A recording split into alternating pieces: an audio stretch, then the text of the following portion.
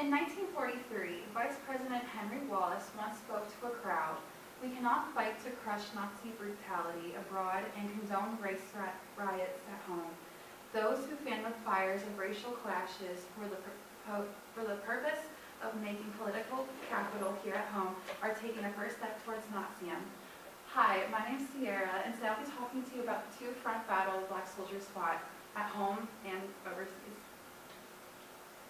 As the citizens of the United States watched World War I ignite and consume Europe, African Americans saw the perfect opportunity to step up and win the respect of their white neighbors. As America realized that joining the war in Europe was apparent, men, black and white, began enlisting in the army. Black males saw the war as a beneficial platform that could be used to earn the respect of their white citizens and fellow soldiers, but many African Americans were consistently turned away for their color. There was overall a shortage of the Army, with their standing Army, and the Selective Service Act on May 18, 1917 was passed, requiring all male citizens, black and white, between the ages of 21 and 31 to register the draft. So black males eagerly saw this opportunity of a lifetime to prove their loyalty, patriotism, and worthiness for equal white rights in the United States, though they were largely seen as second-class citizens. There were 4 all-black regiments, the 9th and 10th Cavalry, and the 24th and 25th Infantry. The quotas for African American soldiers were filled so quickly that 2 more units were specifically for combat were created, the 92nd and 93rd Divisions, to ensure black men could still volunteer without joining white units. As stated by the National Museum of the United States Army, by the end of World War I, African Americans served in cavalry, infantry, signal, medical, engineer, and artillery units, as well as chaplains, surveyors, truck drivers, chemists, and intelligence officers behind the lines. African Americans tried to achieve higher rankings within the military by joining segregated and unequal training camps for officers to achieve higher rankings, and the white men that ran these trainings considered the schools and candidates a waste of time, and they didn't see the benefits that the black soldiers saw in them.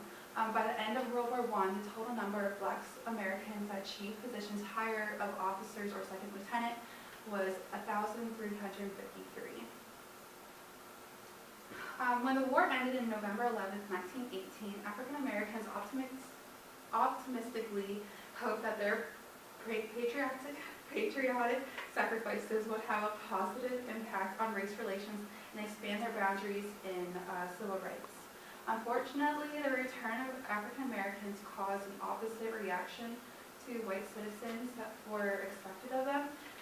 They now had to fight for their lives. The summer of 1919 was referred to as the Red Summer due to the uproars and riots that were held in main cities such as Washington, D.C., and Chicago. Lynchings also increased as well, as 64 lynchings occurred in 1918, and it enlarged to 83 in 1919, with 11 of those deaths being returning soldiers, some of them still found in their uniforms. Racial tensions failed to improve, but some benefits did follow the war. It led to black men and women to assert their citizenship and hold government accountable of their actions and protest racial injustice. The ranks of the NAACP increased, and a path to civil rights was now being shown. Though World War I did contain some benefits for the advancement of some equal opportunities, World War II proved that there was much room for improvement for racial tensions. 25 years after the war, World War II began to open up in Europe. Adolf Hitler rose to power in Germany, so did Nazism. Nazism was seen as a symbol of white supremacy in America, and black Americans took notice of the similar Jim Crow laws that the Nazis were adopting. Just as they did during World War I, African Americans rushed to be drafted in large numbers, with over 2.5 million registering. Many movements took place, such as the Double V or Double Victory campaign, starting with a newspaper ad. It became a rally cry for black journalists, activists and citizens to secure both victory over fascism abroad and overseas during World War II and a victory of racism at home. W.E.B. Du Bois was also an active promoter of joining the war efforts to help spark a change of the colored community. He is famous by saying, "You are not fighting for Europe, you are fighting for the world, and you and your people are a part of the world." The military brass, controlled by the white Southern officers, refused the suggestion of combining black and white soldiers into the same regiments by arguing it would negatively influence the morale of white soldiers. As a result, segregation controlled black units, so segregation continued into World War II as well as World War I. The 92nd Buffalo Soldiers and the 93rd Blue Helmets are two examples of all black divisions that were sent abroad under white officers' supervision, but 90% of black soldiers did remain behind the units as labor and supply units. The Tuskegee Airmen are one example of a combat unit and how black soldiers excelled in World War II. J. Todd Moy describes the struggles of the pilots faced in his book Freedom Flyers by stating, "Although the pilots flew more than 15,000 sorties and destroyed more than 200 German aircraft, their most far-reaching achievement defies quantification, delivering a powerful blow to the racial inequality and discrimination in American life." Women also served overseas as well. They worked by building ships, tanks, and airplanes. Their contributions showed and proved that all African Americans, male or female, could do the same work alongside whites.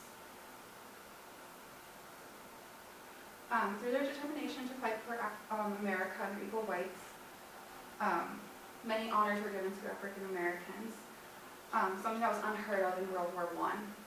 How Leonard Roy Harmon and George Watson are two famous examples of soldiers who received medals of honors for their work. Though winning the war was a victory for the United States, it did not overturn racial discrimination back in the United States. Waves of riots and protests once again erupted, protesting the soldiers who fought.